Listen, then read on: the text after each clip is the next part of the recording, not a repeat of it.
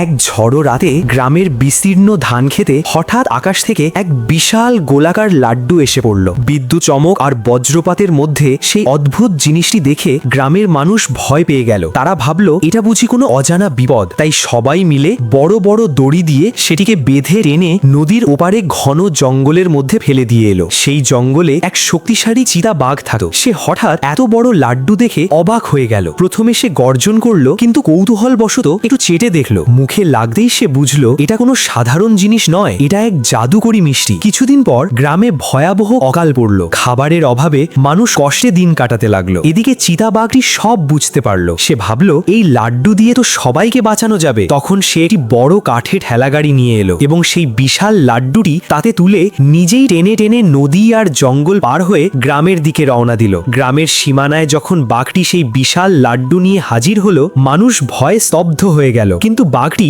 শান্তভাবে সামনে এগিয়ে এসে তার থাবা দিয়ে লাড্ডুটিকে ভেঙে দিল। সাথে সাথে ভেতর থেকে সুগন্ধি মিষ্টি আর খাবার বের হতে লাগলো। পুরো গ্রামবাসী একসাথে খেতে লাগলো এবং সবাই বেঁচে গেল। সবাই খুশি হলো, কিন্তু চিতাবাঘটি চুপচাপ ফিরে যেতে লাগলো। যেতে যেতে একবার পিছনে তাকিয়ে সে মনে মনে বলল, এত বড় ভালো কাজ করলাম, কিন্তু কেউ লাইক বা সাবস্ক্রাইব করলো না।